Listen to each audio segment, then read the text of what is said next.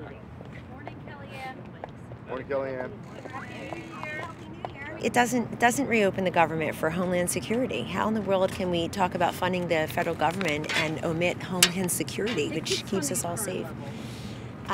Kristen, this president ran on and will continue to govern on border security. You can say wall all you want. You can make it a four-letter word. Nancy Pelosi can ignore. Yesterday they just ignored and interrupted and were frankly just very rude and dismissive of our Secretary of Homeland Security, our Director of Customs and Border Patrol, our Director of Immigrations and Custom Enforcement. If we're going to talk about bipartisanship and a democracy, a Washington that works, you just can't ignore the facts and the figures that somebody are trying to present to you that's coming from your own government. So that was really poor form, but the president has graciously invited them back here tomorrow, and hopefully they'll come recognizing that border security is not a partisan issue. It's a nonpartisan issue, striving for bipartisan solutions. But as I heard the president say in the cabinet room yesterday, $54 billion or so in the Pelosi bill for foreign aid and nothing for border security, that just makes no sense. It makes no sense to Americans who know border security is national security. Nancy Pelosi just told Savannah Guthrie, I think that is an open discussion when asked if Robert Mueller can indict the president. Your reaction? I don't have a reaction to that. We've complied with the Mueller investigation, millions of pieces of paper, dozens of witnesses, as I'm told. She did rule out impeachment. Do you want to respond to that? Does that concern you? Does that concern the president? No, it doesn't concern the president. She obviously came here yesterday not serious about border security, so it doesn't surprise me that she would be so partisan and political on day one.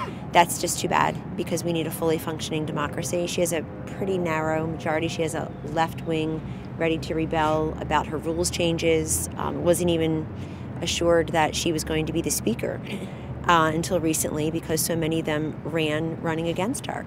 So she'll have a pretty narrow majority to deal with, and she's going to have to, I think, look across the aisle for some things as well. Hopefully she will. But she also has about 33 members who are coming in who ran in districts or won in districts that Trump won or came close to winning that are traditionally held by Republicans.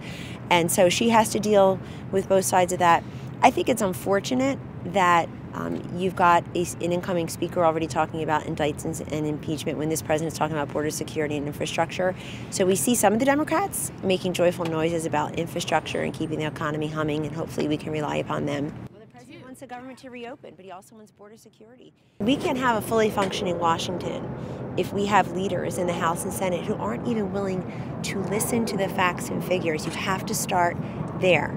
And the president, again, has them coming back tomorrow, and I hope that they'll get serious about negotiating. What do you hope to accomplish tomorrow then? Well, hopefully they'll come back and they'll realize that border security is a nonpartisan issue. It just has to be seen the way other issues have been seen. I don't know what's partisan about border security. I don't know what's partisan about a sovereign nation that has spent billions of dollars over decades to help other nations secure its borders, to protect its sovereignty, doing the same here.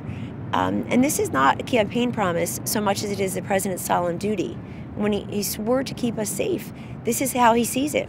But that, again, I can't emphasize enough, should be a nonpartisan issue striving for bipartisan solutions. And I hope people honestly will come to the table and think about the best ways to do that. So thank you all very much. Have a great day. Do you see the president today? Do you expect him to add any events to his schedule? We have some events.